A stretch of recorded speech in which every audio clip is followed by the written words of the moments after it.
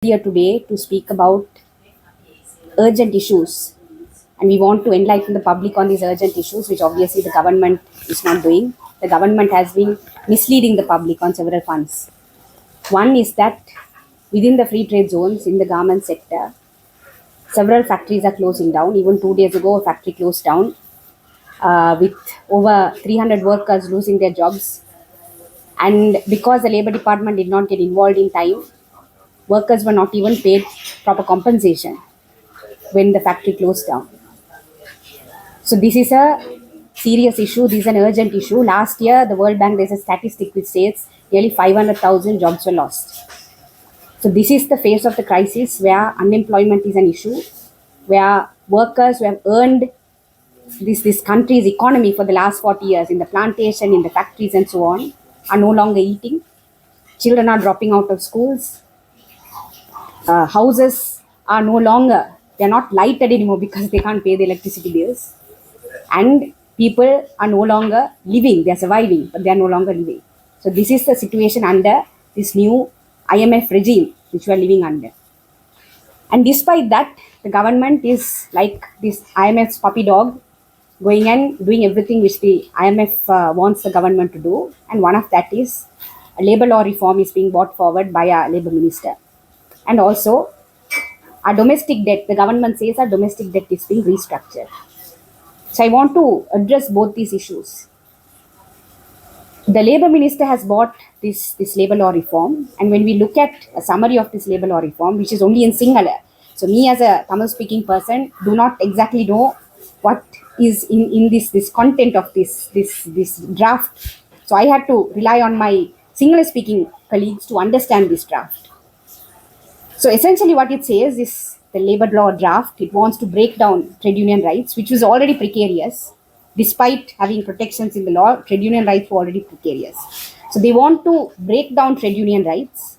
Then they want to make the contract of employment as the law of this country, which is completely against any kind of principles of labour law.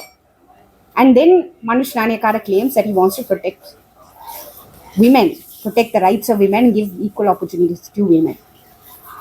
I just want to ask one question. In which employment relation, in which factory, in which company, when you don't have a union, when you don't have the space to collectively bargain and collectively demand, where has the rights of workers ever been protected? This is not only in Sri Lanka, this is global. So Manush Nanekara says in our country, investors are not coming because of stringent labor laws. But we have research after research saying investors are not coming into this country not because of. So instead of addressing that, now you want to scapegoat workers. Now you want to gaslight workers and say we have stringent labor laws. We have labor laws which only look at the side of the workers, which is what labor laws are supposed to do. And therefore, investors are not coming. So therefore, we want to dismantle the protection which existed for workers when the main issue in this country is unemployment. And the government has no answer as to how it wants to address it. The second issue, of course, is EPF. Now, government says we need to restructure our domestic debt, then only the external creditors will also restructure our external debt. Now, there is no definite undertaking by external creditors that they are going to even give us a haircut. And the government has already run a mile appeasing the IMF and wanting to restructure the domestic debt. And that also, what does it do? It does not touch the private bondholders. They are not affected by this domestic debt restructuring. Who does the government, the only group in which the government wants to restructure the domestic debt are the workers and their superannuation fund, the EPF funds and so on. So what I want to say in summary is the government is misleading the public by saying that their savings are not going to get affected. But the government and the president, who is unelected, a president who does not have the mandate of the people, wants to get into some kind of an agreement with the IMF, which is not accountable to the people again. And they want to run this country. And they are running this country almost as if they are taking revenge on the people for questioning a corrupt executive last year through the Arulingam.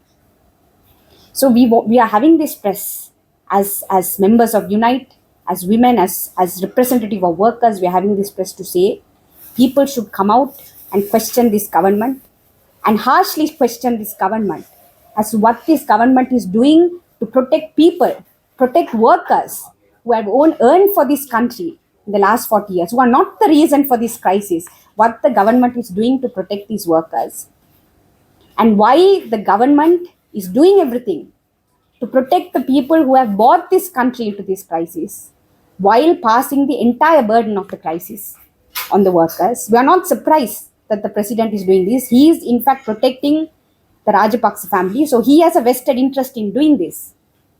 But we call upon people to come out onto the streets and question this strongly, because otherwise we won't have a country to call our own, because privatization is happening, our retirement funds are being slashed, our labor laws are being dismantled, our people are not eating.